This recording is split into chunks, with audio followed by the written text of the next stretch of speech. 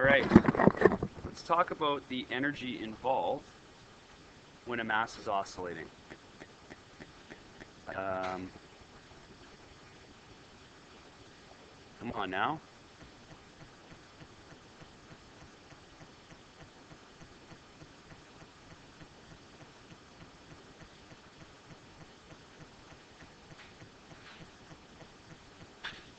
Okay.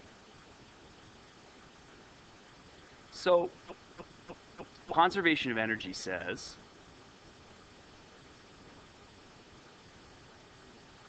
that the energy in a system is constant.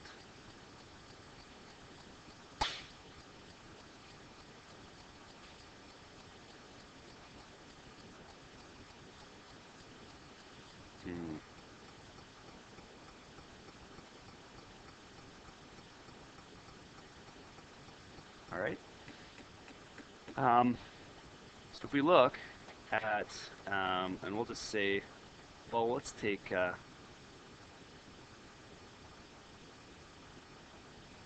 a mass fixed at either end on springs. Okay, so we've got springs and we've got this mass oscillating back and forth like this.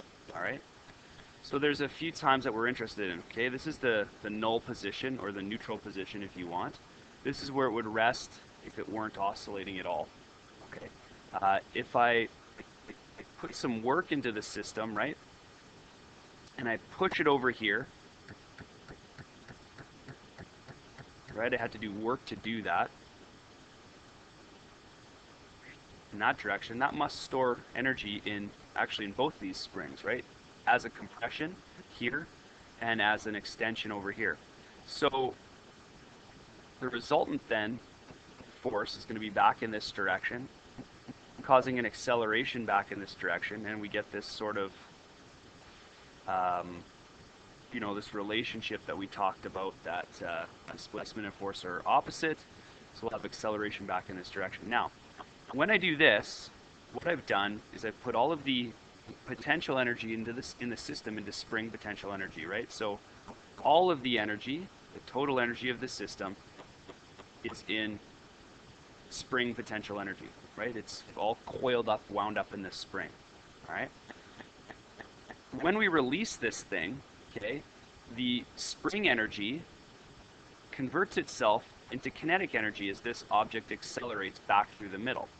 As it's passing on its way back to the right, through the middle, it reaches its highest velocity, right at that null point. Okay, so this is where velocity is maxed.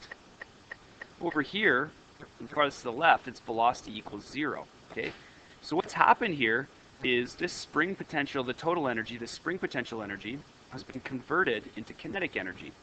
So at this point, the total energy is in kinetic energy. It's in the mass flying along to the right. Does that make sense? In between here, some is in spring and some is in kinetic. The closer we get to middle, the closer it moves over to kinetic energy. So here, the total energy, which stays constant, is both in some kinetic and still some in spring. All right? You can find some graphs and stuff and some interesting little